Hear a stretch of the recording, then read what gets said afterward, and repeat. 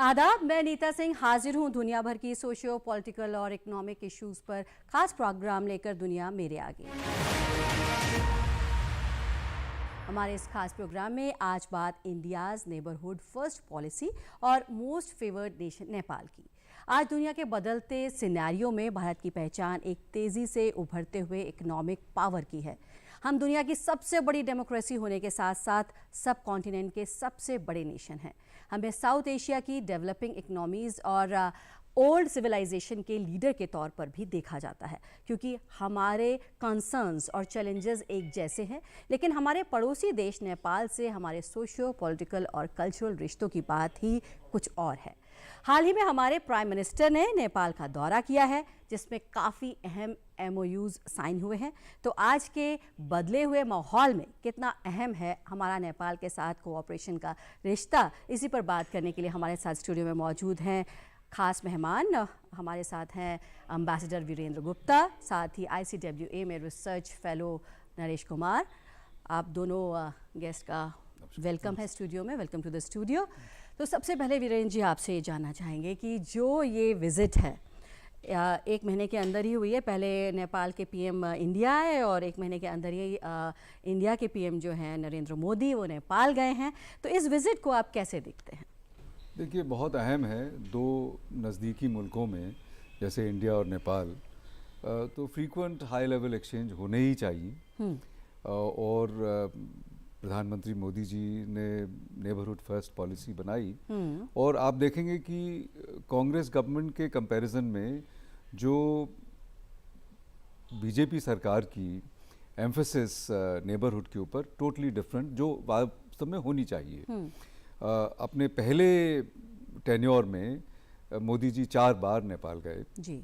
और री इलेक्शन के बाद शायद 2.5-3 साल का फ़र्क पड़ गया जी, चूँकि वो कोविड की वजह से कहीं भी नहीं जा पाए थे जी। और जैसे ही मौका लगा है तो प्रधानमंत्री नेपाल के भी आए, देवबा साहब, और हमारे प्रधानमंत्री भी गए।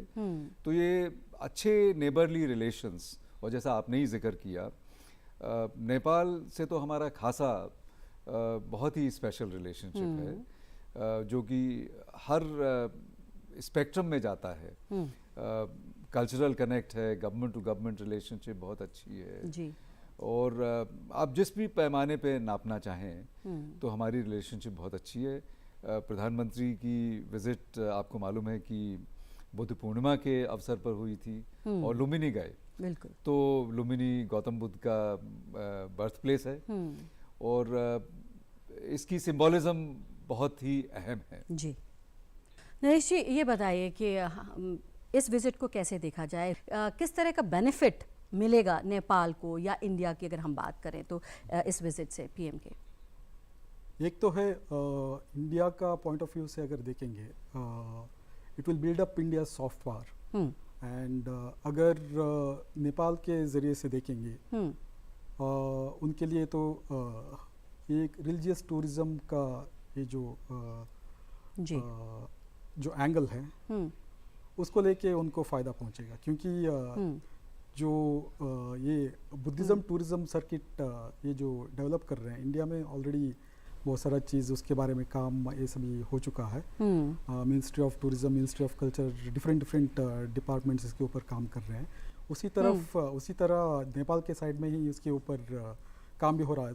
दो it is only focused on Lumbini, there are बहुत सारे अलग बुद्धिज़्म रिलेटेड साइट्स हैं जहाँ पे नेपाल भी एरियाज मतलब डेवलप करना चाहता है, सो दैट मतलब दोनों कंट्री में एक बुद्धिस्ट टूरिज़्म सर्किट बन जाए। जैसे बोधगया हो गया या कुशीनगर हो गया, लुम्बिनी हो गया, रामनगर एक प्लेस है नेपाल में, वो सारा एक साथ अगर कनेक्ट करेंगे तो टूरिज़्म पोटेंशियल बढ़ जाता है, क्योंकि दुनिया भर से टूरिस्ट आते हैं, चाइना हो या साउथ ईस्ट एशियन कंट्रीज़ हो, नेपाल, श्रीलंका हो या कहीं से भी हो, टूरिस्ट को अट्रैक्ट करने के लिए और टूरिज़्म रिलेटेड इंडस्ट्री डेवलप करने के लिए उससे मौका मिलता है। दूसरी चीज़ ये है कि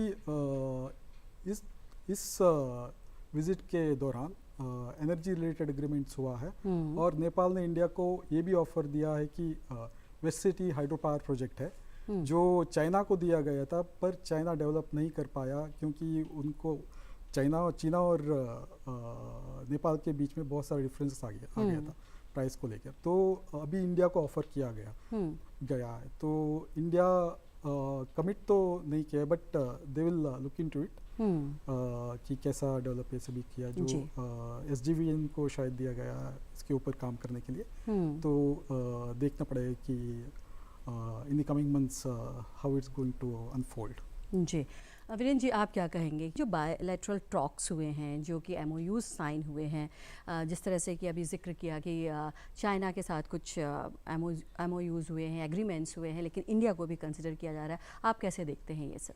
कल्चरल कनेक्ट है जो कि पीपल टू पीपल रिलेशनशिप को बहुत स्ट्रांगली बाइंड करता है जी। और ये हमारा कॉन्टेक्स्ट है रिलेशनशिप का। इस कॉन्टेक्स्ट से हमको एक सेल्फ एश्योरेंस आनी चाहिए। इनसिक्योरिटी, मुझे लगता है कि दोनों तरफ से काफ़ी इनसिक्योरिटी है। इंडिया में भी इनसिक्योरिटी है नेपाल को लेके, चाइना को लेके, और नेपाल में इस तरह की इनसिक्योरिटी कि इंडिया उसको नेपाल को डोमिनेट करना चाहता है। तो इनसिक्योरिटीज़ को ख़त्म करके हमें सेल्फ एश्योर्ड मैनर में आगे बढ़ने की ज़रूरत है। सबसे अहम मुद्दे की क्या बात है? हाइड्रो पावर कोऑपरेशन जिसका इन्होंने जिक्र किया, उसका एग्जाम्पल है। इंडिया और भूटान में हाइड्रो इलेक्ट्रिसिटी के एरिया में इतना कोऑपरेशन हुआ कि आज भूटान साउथ एशिया का सबसे highest per capita income country बन गया और उनकी इकोनॉमिक बहाली हुई बहुत ज़्यादा। तो नेपाल में भी पोटेंशियल बहुत है और कुछ वजहों से हाइड्रो इलेक्ट्रिक पोटेंशियल को पूरा रियलाइज़ नहीं कर पाए। उन्होंने, इंडिया ने भी बहुत कुछ प्रोजेक्ट्स में बहुत धीमापन रहा जी। अब जो है एक अरुण 3 प्रोजेक्ट जो पिछली बार हुआ था वो बहुत तेज़ी से आगे बढ़ रहा है और इस विजिट में अरुण 4 प्रोजेक्ट साइन हुआ है। कुछ और भी हाइड्रो इलेक्ट्रिक प्रोजेक्ट्स, उनमें तेज़ी करने की ज़रूरत है जी।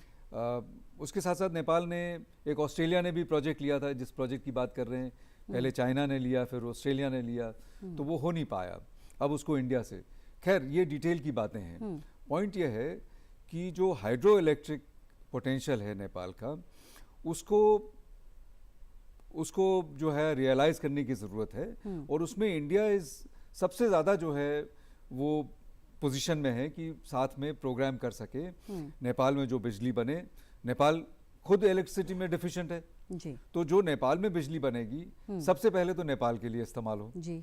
उसके बाद इंडिया उसको ले सकता है। तो जब इंडिया बिजली बनाता है, कई दफ़ा बिजली बन गई, अब बिजली का क्या हो, तो अगर इंडिया ने ये अश्योरेंस देता है कि आपकी बिजली जो भी एक्स्ट्रा होगी वो हम ले लेंगे जी। फिर एक मुद्दा उठा कि नेपाल कहता बांग्लादेश को बेचना है जी। शुरुआत में हमने कुछ पिछले दिनों में ऐसा भी दिखाया कि नहीं, हम बांग्लादेश को बेचने नहीं देंगे। तो अगर ऐसी बात करते हैं तो नेपाल इनसिक्योर हो जाता है कि नेपाल की बिजली है, नेपाल में बिजली बन रही है, उसको हम कौन होते हैं, इंडिया कौन होता है बताने के लिए कि आप बांग्लादेश को बेचें या चाइना को बेचें या किसको बेचें। तो हमारा एटीट्यूड ये होना चाहिए कि आप बनाइए और कमर्शियल लेवल पे अगर बिजली बांग्लादेश जाएगी तो इंडिया के थ्रू ट्रैवल करेगी, तो इंडिया को व्हीलिंग चार्जेस मिलने चाहिए जो कमर्शियल तरीके से। लेकिन हम कोई ऐसा प्रिंसिपल्ड ऑपोजिशन नहीं कर सकते।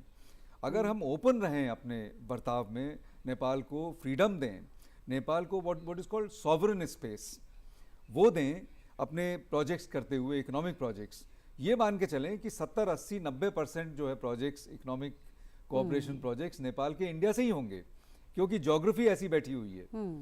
वो नेपाल इंडिया से ही कनेक्टेड है। लेकिन ये हमको राइट नहीं देता है कि हम नेपाल की सारी स्पेस को बंद कर दें। नेपाल के पास strategic sovereign space, autonomy space जरूर होना चाहिए। नेपाल को ये लगे कि इंडिया नेपाल की इज्जत कर रहा है, नेपाल की एक सॉवरेनिटी की इज्जत करता है कि नेपाल, देखिए नेपाल, हम लोग, हमारे यहाँ बहुत सारे ऐसे लोग सोचते हैं कि नेपाल एक इंडिया जैसा यूपी बिहार है, इसी तरह से नेपाल है। तो नेपाल यूपी बिहार नहीं है, नेपाल एक सॉवरेन इंडिपेंडेंट कंट्री है। तो उसको हमें उसी रुख से, इज्जत से देखना चाहिए। ये हमारी तरफ से। नेपाल को भी ये सोचना चाहिए कि इंडिया से अगर हम अच्छे रिलेशंस रखेंगे, इंडिया से हम इकोनॉमिक कोऑपरेशन प्रोजेक्ट्स को आगे बढ़ाएंगे तो इंडिया को फायदा हो सकता है, क्योंकि इंडिया को जो बिजली बनेगी उसमें इंडिया को भी हिस्सा मिलेगा, वो भी हम कमर्शियल तौर पे खरीदेंगे। लेकिन उसमें सबसे बड़ा फायदा, जो भी इकोनॉमिक कोऑपरेशन प्रोजेक्ट बनेगा उसमें सबसे बड़ा फायदा नेपाल को होगा। जी बिल्कुल। तो आपने बताया कि किस तरह से नेपाल और इंडिया दोनों को ही फायदा होगा, जिस तरह से हाइड्रो इलेक्ट्रिसिटी की बात आप कर रहे हैं। जो इकोनॉमिक प्रोजेक्ट्स हैं नेपाल को अपनी ओनरशिप दिखानी पड़ेगी। ये नहीं सोचना पड़ेगा कि इंडिया एक प्रोजेक्ट लगाना चाहता है, इंडिया वहां पे प्रोजेक्ट जमा रहा है, इंडिया अपने फायदे के लिए कर रहा है, नेपाल का नहीं। उनको ये जब बात समझ में आ जाएगी कि जो भी प्रोजेक्ट्स हैं वो नेपाल के लिए फायदे में सबसे बड़ी चीज है, लेकिन साथ में इंडिया में अगर आप कोऑपरेशन हो रहा है, आप मान लीजिए ऑर्गेनिक प्लांट्स का, मेडिसिनल प्लांट्स की खेती करें वहां पे, इसके बारे में भी जिक्र हुआ है, तो उसकी जो यूटिलाइजेशन है हो सकता है कि वो इंडिया में फैक्ट्री में हो, तो भी दोनों कंट्रीज का फायदा है जी। तो जो भी आप प्रोजेक्ट्स करें, Nepal must take ownership of those projects. तो दोनों ही देशों को फ़ायदा होगा। नरेश जी, आपसे जानना चाहूँगी कि एमओयूज़ और भी बहुत सारे साइन हुए हैं। अगर हम एजुकेशन की बात करें तो ग्लोबल सिनेरियो को अगर हम देखें तो किस तरह की इम्पैक्ट पड़ेगा जो एमओयूज़ साइन हुए हैं अभी? एक तो है बुद्धिस्ट चेयर एक बन रहा है स्टडीज़ के लिए, तो ऐसे सभी चीज़ों के ऊपर रिसर्च होना चाहिए जी। नया नया पहलू बाहर आएंगे, जैसे नेपाल के ऊपर अगर हो रहा है तो बहुत सारी चीज़ दुनिया को पता नहीं है बुद्धिज़्म रिलेटेड जी, तो वैसे सभी चीज़ बाहर आ सकता है ये सभी स्टडीज़ करने से जी। और अगर ब्रॉडर एजुकेशन कोऑपरेशन का ये सभी चीज़ का बात करेंगे तो जो नंबर ऑफ स्कॉलरशिप्स ये सभी है नेपाली स्टूडेंट्स को दिया जा रहा है, ग्रेजुअली वो इंक्रीज हुए हैं, पर पैंडेमिक में जो बीच में जो पैंडेमिक हुआ है उसके बीच में ज़्यादा कुछ आगे नहीं बढ़ पाया है। तो I hope once situation normalises इस सेक्टर में कोऑपरेशन और आगे बढ़ेगा, be it scholarship regarding science and technology का फील्ड भी हो या हायर एजुकेशन हो, जो भी हो आगे बढ़नी चाहिए जी। वीरेंद्र जी, अगर हम साउथ चाइना सी या साउथ चाइना कॉन्फ्लिक्ट के पूरे परिप्रेक्ष्य में देखें तो इस विज़िट को आप कैसे देखते हैं? जब हम इंडिया नेपाल की बात करते हैं तो चाइना के बारे में एक आम तौर पे चाइना की बात होती है, it's like an elephant in the room. तो हमारी तरफ से देखिए, नेपाल की हमको पोजीशन को अप्रिशिएट करना चाहिए कि नेपाल का सदर्न नेबर इंडिया है और नॉर्दर्न नेबर चाइना है। चाइना भी बहुत समर्थ देश है, और अगर नेपाल चाइना से कोऑपरेशन करता है और चाइना कुछ प्रोजेक्ट्स अगर नेपाल में लगाता है तो मुझे तो इसमें कोई नाराज़गी नज़र नहीं आनी चाहिए। उसमें सबसे बड़ी बात यह है कि नेपाल के रिकंस्ट्रक्शन के लिए नेपाल अभी तक उभर नहीं पाया है। उनकी 20 साल तक सिविल वॉर जैसी सिचुएशन चलती रही। 2005-2006 में सिविल वॉर ख़त्म हुई, उसके बाद भी पॉलिटिकल इनस्टेबिलिटी चल रही है, और अभी भी वो रिकंस्ट्रक्शन का काम जो हमने सोचा था 2006-2007 में शुरू होगा, वो मुकम्मल तौर से नहीं शुरू हो पाया है। अगर नेपाल में रिकंस्ट्रक्शन करना है, इकोनॉमिक रिकंस्ट्रक्शन, इकोनॉमिक रीडेवलपमेंट करना है, तो उसमें बहुत रुपयों की ज़रूरत पड़ेगी, बहुत पैसों की ज़रूरत पड़ेगी। क्या एस्टिमेट हो सकता है?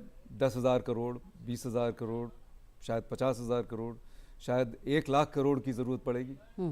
वो पैसे सारे इंडिया मुहैया नहीं करा सकता है। इस बात को हमको समझ लेना चाहिए।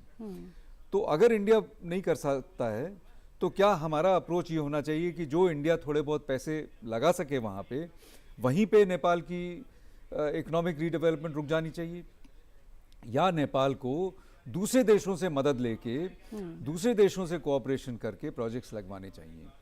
मैं समझता हूँ, मेरा पर्सनल ओपिनियन है कि हमें इसमें संकीर्णता से नहीं सोचना चाहिए। We have to have a liberal approach and an inclusive approach. We always talk about inclusivity, तो इसमें भी हमें वो इंक्लूसिविटी का प्रिंसिपल लगाना है कि हम अपने सामर्थ्य, हमें ये सोचना है कि 60, 70, 80% जो काम है, जो economic cooperation, economic activity Nepal में, वो इंडिया से ही हो सकती है।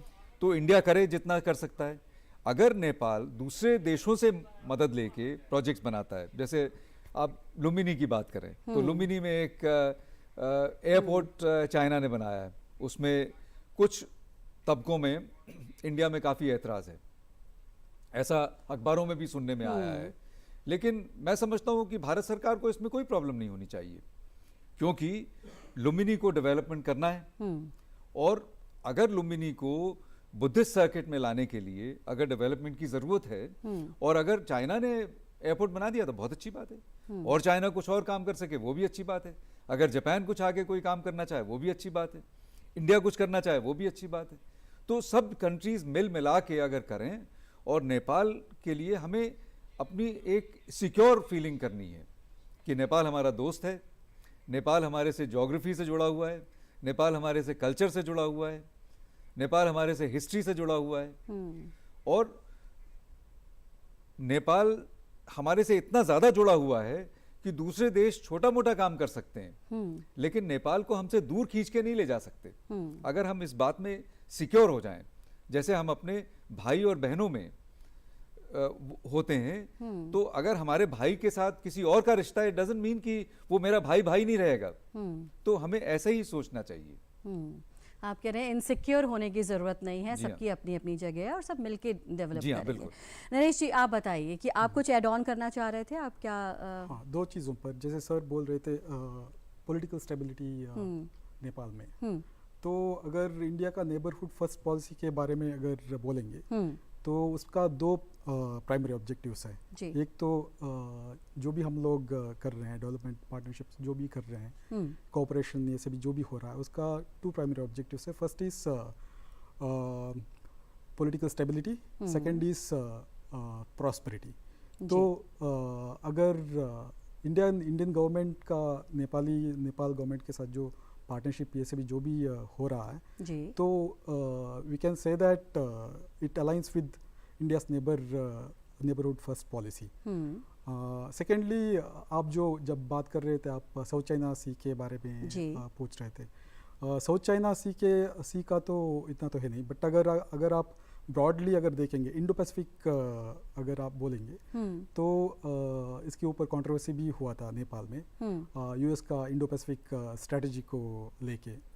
उसके तहत जो एमसीसी नेपाल कॉम्पैक्ट है, उसके ऊपर बहुत सारा बाधाएं आए पास, अभी जो रिसेंटली रेटिफिकेशन हुआ है, पर अगर आप नेपाली मीडिया रिपोर्ट से भी देखेंगे कि उसमें कैसे चाइना ने रोल प्ले किया है उसको स्कटल करने के लिए। तो जो डेवलपमेंट के लिए पैसा मिलने वाला था, उसको स्कटल करने के लिए जो रोल चाइना ने अदा किया है, ऐसे भी चीज़ नहीं होना चाहिए। अगर आप नेबर हैं, नेपाल का डेवलपमेंट चाहते हैं, तो दूसरा कंट्री से जो पैसा ऐसे भी आ रहे हैं, आप स्ट्रेटेजिक विजन से आप मत देखिए। नेपाल एक छोटा सा कंट्री है, उसमें डेवलपमेंट इन सब के लिए पैसा भी चाहिए। एंड रिसेंटली वर्ल्ड बैंक ने भी ये स्टेटमेंट दिया है कि Nepal would be graduating from least developed country to developing country. तो उस स्टेज में पहुंचने के लिए, उस स्टेज पहुंचने के लिए एक ब्रीफ टाइम फ्रेम होता है। अगर कुछ क्राइटेरियाज वो सभी अचीव नहीं कर पाए, तो Nepal would remain as least developed country. तो पैंडेमिक का टाइम में वो सभी चीज़ कंसिडर करते हुए नेपाल को ग्रेस पीरियड दिया गया हुआ है। अगर चाइना अपना जियोपॉलिटिकल जो पावर प्ले है वो सभी चीज़ नेपाल में नहीं दिखाएगा, तो नेपाल को फ़ायदा हो सकता है। जी वीरेंद्र जी, ये पॉइंट जो नरेश जी ने अभी उठाया है, आप इसको लेकर के क्या कहेंगे? आप कहते हैं कि इनसिक्योर होने की ज़रूरत नहीं है, सबका रोल इम्पॉर्टेंट है, सबको मिल के डेवलप कर सकते हैं। तो जो अभी मेंशन किया नरेश जी ने, उसको आप कैसे देखते हैं? देखिए, मोटे तौर पे अगर हम देशों से रिलेशनशिप करने में आज के माहौल को समझें कि आज के माहौल में आम जनता वो ज़्यादा पॉलिटिक्स में नहीं चाहती है। तो मेरा कहना ये है कि रिलेशनशिप में पॉलिटिक्स को कम करें और people to people contact, cultural cooperation, economic cooperation को बढ़ाएं, तो सारे समस्याएं ही खत्म हो जाएंगी। समस्या सिर्फ पॉलिटिक्स करने से होती है, तो पॉलिटिक्स को ख़त्म कर देना चाहिए। पर ये क्या इतना आसान है? हम अगर सोचें, लेकिन बाकी कंट्रीज़ भी तो ऐसा सोचें, तब पॉसिबल है ये? देखिए, सोशल मीडिया की पहुंच बहुत ज़्यादा है। अभी 1-2 दिन पहले मैंने टेलीविज़न में देखा कि पाकिस्तान के बहुत बड़े बिजनेसमैन ये बात कर रहे हैं कि पाकिस्तान को पॉलिटिक्स छोड़ के इकोनॉमिक डेवलपमेंट पे ध्यान देना चाहिए, कि कश्मीर पे फोकस कर रहे हैं, उससे पाकिस्तान को क्या मिला है? और क्या इंडिया से उन्होंने कश्मीर वापस ले लिया क्या? तो अगर पाकिस्तान जैसे देश में इस बारे में बात हो रही है, क्यों हुई? क्योंकि पाकिस्तान एक इकोनॉमिक क्राइसिस से गुजर रहा है। इकोनॉमिक क्राइसिस हमारे बहुत सारे नज़दीक के साउथ एशियन मुल्कों में हो रही है। श्रीलंका में इकोनॉमिक क्राइसिस है, Nepal is also going through economic difficulties, उभर नहीं पाया है वहाँ से। जी बिल्कुल।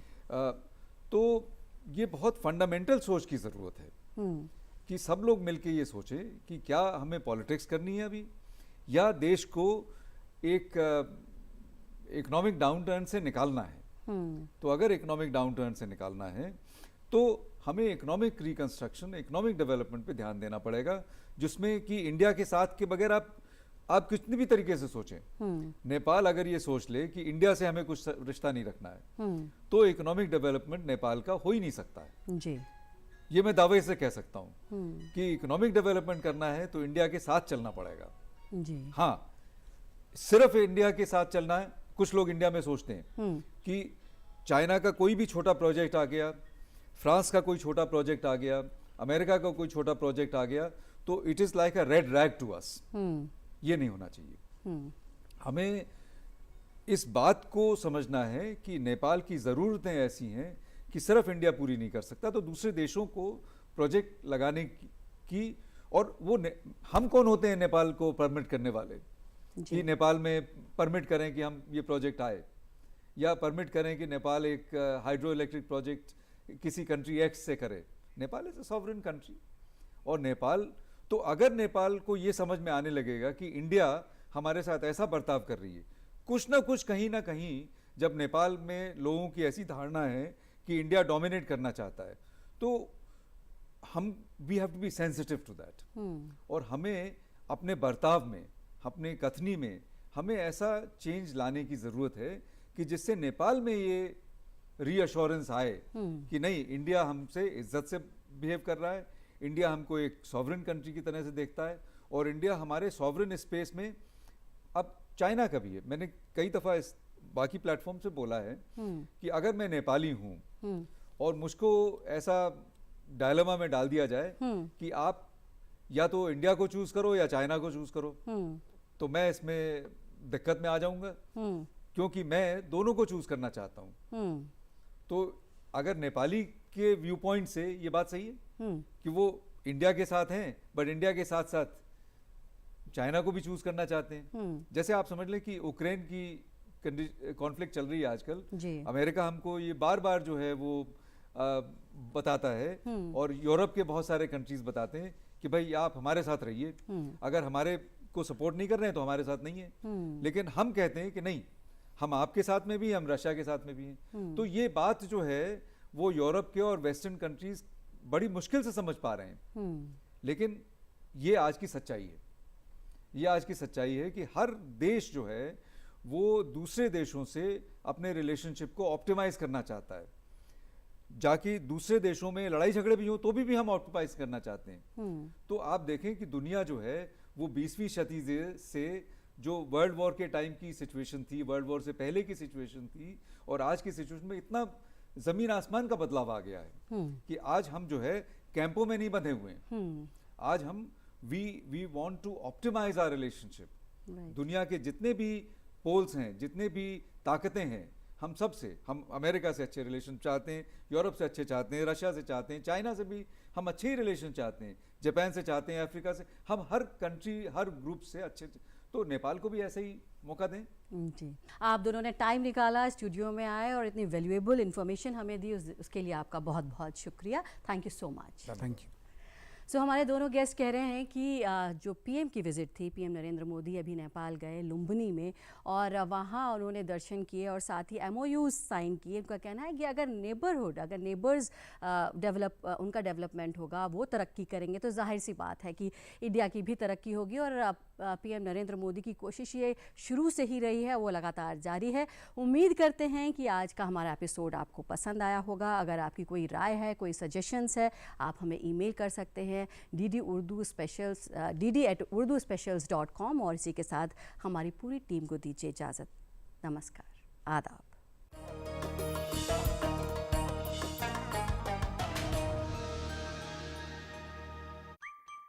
Running, jumping, dancing and grabbing, tuning into style, health and grooming with cool, cute, charming faces. They are our pets, our best friends forever. Every Sunday 7 p.m. only on DD National.